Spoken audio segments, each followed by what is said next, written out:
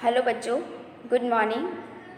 आज हम कक्षा 9 के अंदर और विषय हिंदी के अंदर कहानी लेखन का भाग 1 देखेंगे, जिसमें आपको मैं 3 कहानियाँ बताने वाली हूँ। तो पहली कहानी हम शुरू करते हैं, जिसका टाइटल है, शीर्षक है सफलता की कुंजी। बराबर। तो सफलता हमें किस तरीके से मिलती है, वो विषय पे हम यहाँ पर कहानी देखेंगे।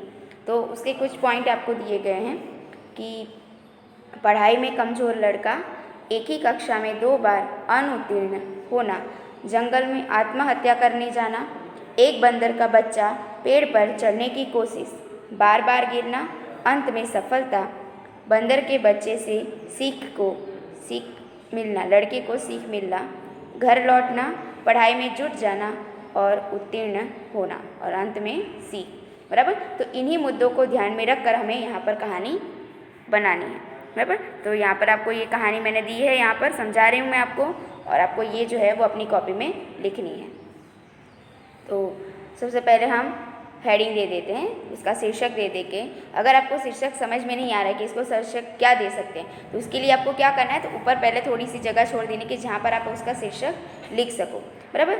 तो कहानी शुरू करेंगे। तो पहले हम पैराग्राफ बनाते हैं, और आपको पता ही है कि पैराग्राफ बनाने के बाद आपको एक लाइन छोड़ के लिखना है। तो यहाँ पर देखिए, शुरू करते हैं। दिनेश 8वीं कक्षा का विद्यार्थी था।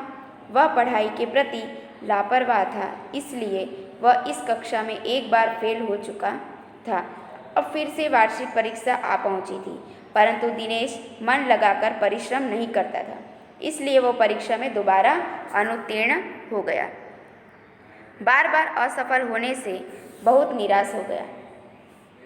वह आत्महत्या करने के इरादे से जंगल में जा पहुंचा। उसने एक बड़े पेड़ की डाल में रस्सी बांध दी। वह रस्सी का फंदा बनाकर अपने गले में डालना चाहता था।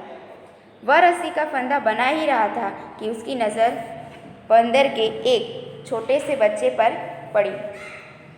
बंदर का वह बच्चा एक पेड़ पर चढ़ने की कोशिश कर रहा था, परंतु बार बार वह नीचे गिर जाता था। कई बार असफल होने के बाद अंत में वह पेड़ पर चढ़ने में सफल हो गया। बंदर के बच्चे की इस सफलता से दिनेश की आंखें खुल गई। उसमें उत्साह का संचार हुआ। आत्महत्या का विचार छोड़कर वह घर लौट आया। वह पढ़ाई में जी जान से जुट गया। उसकी मेहनत सफल हुई। वह वार्षिक परीक्षा में अच्छे अंकों से उत्तीर्ण हुआ। तो उसमें से सीख मिलती है कि लगन से परिश्रम करने पर सफलता अवश्य मिलती है। परिश्रम ही सफलता की कुंजी है। बराबर। तो ये पूरी कहानी पढ़ने के बाद आपको विचार भी आ जाता है कि इसको हम क्या शीर्षक दे सकते हैं। तो उसके बाद आपको लिखना है कि सफलता की कुंजी। अगर आपको पहले ही पता है तो आप पहले भी लिख सकते हो। अगर आपको समझ में नहीं आता है किसी कहानी के इसको क्या शीर्षक देना है, तो आप बाद में सोचकर लिख सकते हो। बराबर। तो चलो आगे हम दूसरी कहानी देखते हैं। यहाँ पर है एकता ही बल।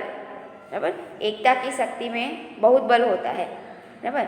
तो देखेंगे यहाँ पर एक बहेलिया का मतलब शिकारी, खेत में जाल बिछाना, जाल के ऊपर अनाज के दाने बिखेरना, दूर छिपकर बैठना, आकाश में कबूतरों का झुंड, अनाज के दाने देखकर कबूतरों का नीचे आना, जाल में फंसना, पछतावा, एक बूढ़े कबूतर की तरकीब, सभी कबूतरों को एक साथ उड़ने का इशारा, कबूतरों का जाल लेकर उड़ जाना, बहेलिए का पछतावा, मित्र चूहे के पास ले जाना, चूहे द्वारा जाल काटना और सीख। तो ये मुद्दों को ध्यान में रखकर हम नीचे की कहानी बनाएंगे।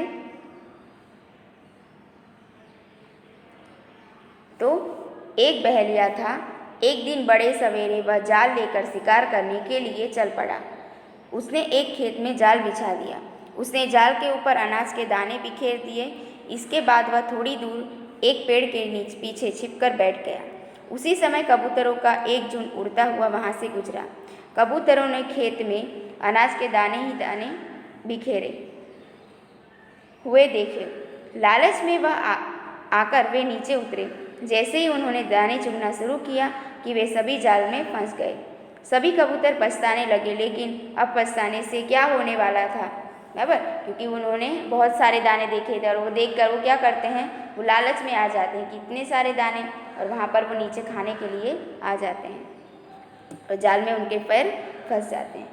आगे क्या होता है कि सभी कबूतर जान बचाने की चिंता में पड़े हुए थे। तभी उनमें से एक बूढ़े कबूतर को एक तरकीब सूझी। उसने सभी कबूतरों को जोर लगाकर एक साथ उड़ने के इशारा किया, बराबर। उसमें एक बूढ़ा कबूतर भी होता है, तो वो कहता है, सबको एक सुझाव देता है कि अब हमें क्या करना है कि सभी को एक साथ, यानी एक साथ में गिनती करूँगा तो आपको एक साथ में ही ये जाल लेकर उड़ जाना है। सभी कबूतर जाल के साथ उड़े और आसमान में आगे बढ़ने लगे। बहेलिया चकित होकर देखता रह गया। उसे शिकार भी नहीं मिला और जाल से भी हाथ धोना पड़ा। सभी कबूतर जाल के साथ एक चूहे के बिल के पास पहुँचे।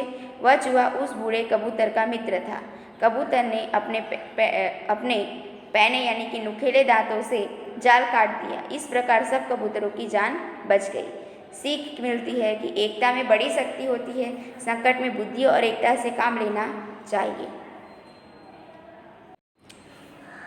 उसके बाद तीसरी कहानी है कुसंगति का फल। मतलब कि हम अगर बुरे लोगों के साथ रहेंगे तो उनके आचरण जो होते हैं, उनके व्यवहार जो होते हैं, वो हमारे अंदर आते रहते हैं। ऐसा कहा जाता है कि हम जैसा सोचते हैं वैसे ही बन जाते हैं, बराबर। और जैसे जैसे लोगों के साथ जैसे जैसा वातावरण हमारे आसपास होता है उसकी असर हम पे होने लगती है। तो वैसे ही यहाँ पर एक कहानी है यहाँ पर कि उसके पॉइंट है यहाँ पर कि सज्जन पिता का गुणवान पुत्र। सज्जन की मतलब बहुत ही गुणी व्यक्ति होते हैं और उन्हीं का पुत्र भी गुणवान होता है। बुरी संगति में फंसना, पिता को दुख, उपदेश का असर नहीं, पिता का बाजार से अच्छे आम खरीदना, साथ में एक सड़ा हुआ आम भी लाना, पुत्र को बुलाना, उन आमों के साथ सड़ा आम रखने के लिए कहना, दूसरे दिन आम खाने के लिए कहना, कई आम सड़े हुए, पुत्र पर असर सीख, बराबर। तो आपको ये मुद्दे पे से तो आपको ये पूरी कहानी समझ में भी आ गई होगी, बराबर। तो यहाँ पर हम देखते हैं देवनगर में गोपाल दास नाम के एक सज्जन रहते थे। उनका पुत्र अमित बहुत गुणवान था। पढ़ाई, खेलकूद आदि सभी में वह हमेशा आगे बढ़ता रहता था। माता पिता को अपने पुत्र से बड़ी आशाएं थी। दुर्भाग्य से अमित बुरी संगति में फंस गया। उसमें कई बुरी आदतें पड़ गई। पढ़ाई लिखाई के प्रति भी वह लापरवाह हो गया। पुत्र की यही दुर्दशा देखकर माता पिता बहुत चिंतित हुए। उन्होंने कई बार अमित को समझाने की कोशिश की, लेकिन उस पर कोई असर नहीं हुआ। एक दिन गोपाल दास जी को एक तरकीब सूझी। वे बाजार से टोकरी भर आम ले आए, साथ में वे एक सड़ा आम भी लाए। बाद में उन्होंने बेटे को बुलाकर कहा, बेटा लो, यह सड़ा हुआ आम भी इन आमों के बीच रख दो। क्या होता है कि उनके पिताजी जो आम लेकर आए थे और उसके अंदर एक सड़ा आम भी अलग से लेकर आए थे। फिर उसको बेटे को समझाने के लिए, क्योंकि उसको बहुत समझाया था लेकिन वो बात उसके दिमाग में नहीं बैठती थी, इसलिए उसको कुछ अलग तरीके से समझाने की कोशिश करते हैं। तो वो क्या करते हैं, वो आम की टोकरी उस अपने बेटे को देते हैं और फिर कहते हैं कि ये जो सड़ा हुआ आम है उसको इसके बीच में रख दो, कल हम ये आम खाएंगे। टोकरी में सड़ा आम रखवाने का कारण पुत्र समझ नहीं पाया। फिर भी पिता से कहने पर उसने अन्य आमों के बीच वह आम जो सड़ा आम था वह भी रख दिया। दूसरे दिन पिताजी ने अमित से कहा, बेटा आमों वाली वह टोकरी ले आओ। पुत्र आमों की टोकरी ले आया। उसने टोकरी खोलकर देखा तो उसमें और भी कई आम सड़ गए थे। क्या होता है कि दूसरे दिन वो आम की टोकरी लेकर आता है, उसमें देखता है तो जो सड़ा हुआ आम था उसके आसपास के जो भी आम थे वो भी सड़ गए थे। टोकरी से बदबू भी आ रही थी। अमित ने कहा, पिताजी इसमें तो बहुत से आम सड़ गए हैं। एक सड़े आम के कारण और कई आम सड़ गए हैं।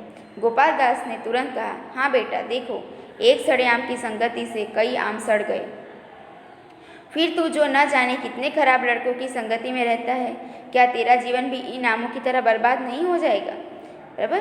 तो जब है गोपाल वो जो है बेटा जब कहता है कि पिताजी ये आम तो सड़ गए हैं, उसमें बहुत सारी बदबू आ रही है, तब उसको समझाने के लिए उसके पिताजी कहते हैं कि देखो, सिर्फ एक आम की संगति में आकर उसके आसपास के कितने आम खराब हो गए, लेकिन तू तो कितने सारे बुरे लोगों के साथ तो अकेला रहता है, तो तेरा क्या हाल होगा।